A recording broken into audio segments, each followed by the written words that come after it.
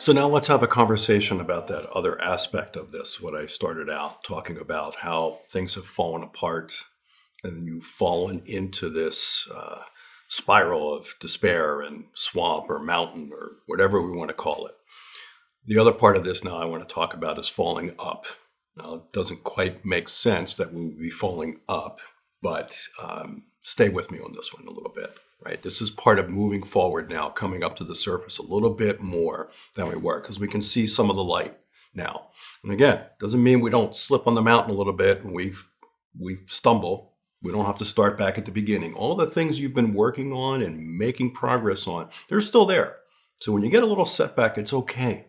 This weekend was just hard and I couldn't get out of bed all weekend. All right, happens. Nobody runs this race and says, and I'm going to make it straight through. Just allow yourself those moments where you get a setback. It's okay. Doesn't mean you start back at step one. You just pick up and you start again. But you've got a lot of good space between where you were and where you are now. And the more you keep making that space between, you'll get there that much sooner. So now let's talk about what it's like to start falling up, as I said. I'm going to give you a little phrase that hopefully maybe will help you as you move forward in this process. It starts out with letting go, laying it down, and giving it up. Something just keep reminding yourself sometimes when you get stuck on how you're going to do things. Let it go, lay it down, and give it up. And I really wish I would have come up with this phrase, but I didn't. So I did hear it long ago, and it's always stayed with me. Letting go. Right? You've gone through a lot. A lot of stuff has happened.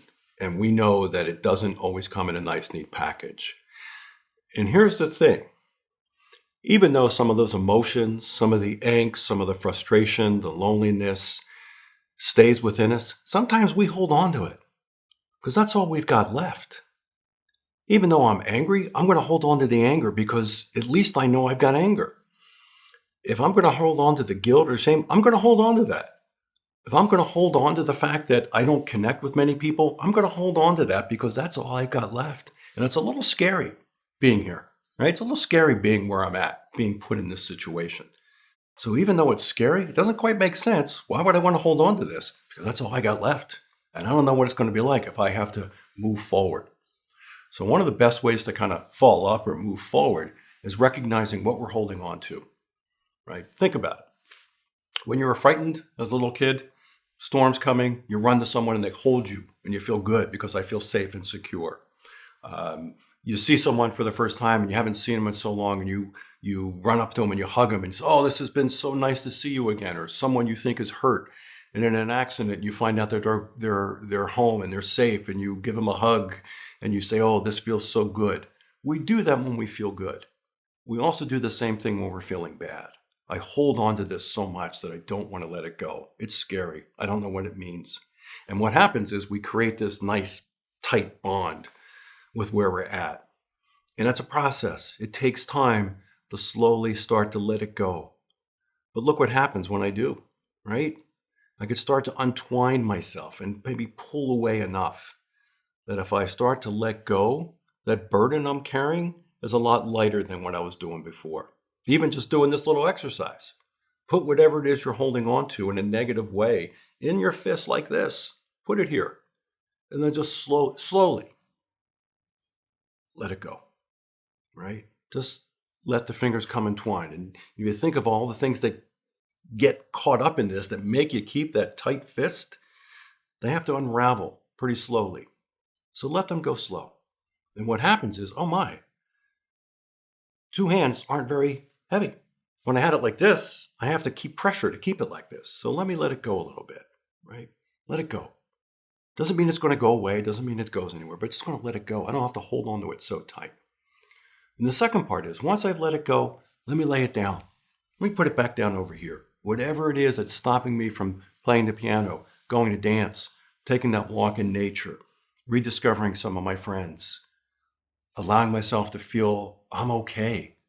I'm a good person. Whatever stops you from doing those things, we got to lay it down. Because every time we pick it up, every time we go into the closet and say, I'm going to put on this, which is not good, That just keeps us in that space. And we're now at 40 feet or 30 feet, and we're not really rising to the surface. And what happens when we get stuck there, we want to stay sometimes, right? We hold on to that spot. Well, at 40 feet below the surface, at least I know I'm at 40. I don't know what's at 30 or 20. But if we keep moving up, we keep getting to that spot of 20 and 10. It gets a little scary. Feels good, but it's still a little scary. So by letting it go and laying it down, now I don't have to keep picking it up all the time. I don't have to carry that burden all the time. So I let it go, lay it down, and the final part of that is give it up. Give it up, right? Somebody once told me about pushing this boulder up a hill, and every time they kept pushing the boulder up the hill, it would just constantly knock them down again. They were in a tough relationship.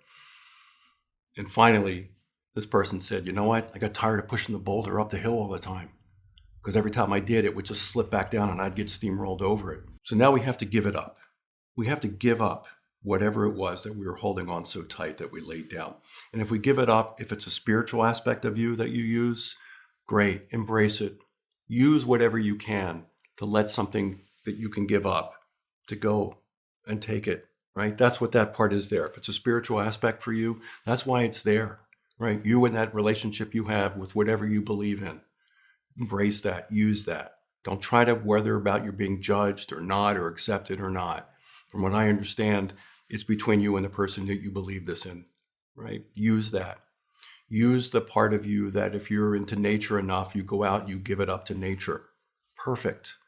I knew someone who used to tell me every time I go to the beach, I just walk along that beach and it just allows me to just feel so much freer. Great. But while you're doing that, make sure you go through this process. Because you have to actively tell yourself, I'm going to let go, lay it down, and give it up. Whatever works for you. It could be walking in a city. I had a client work in the inner city of Philadelphia, in Center City, and my office is right there. And people would say, just walking around the city sometimes, I just feel so good. That's great. Whatever works for you. I had a client once who used to take for drives. He said, I don't really go anywhere. I just drive. I put music on, I have a cup of coffee, and I feel good. That's great. But while you're doing that, whether it's a spiritual, physical, existential part of you that you really like, go through this process. Tell yourself it's okay to let it go, to lay it down and give it up. Because you've been carrying this around for a long time. And allow yourself the freedom to say, you know what? I can put this aside right now. I'm doing okay. I'm not there yet, but I'm much closer. And I don't want to keep holding on to the stuff that's going to pull me down. And I can control this. This is something you can control. It's not easy. It's hard. We've had such a tight grip on this that we've had it for so long. It's comfortable. Doesn't make any sense, but it's comfortable. But I can't bring in something new, which is the conversation we're going to have about that transformation and change. I can't bring in something new if I'm holding on so tightly to something like this. I have to create that space that allows this new part to come in, finding myself again, that identity that was lost.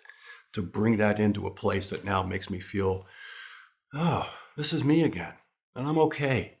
I'm going to make it through because I've got these things in a good place for right now.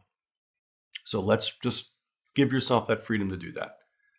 Let it go, lay it down, and give it up.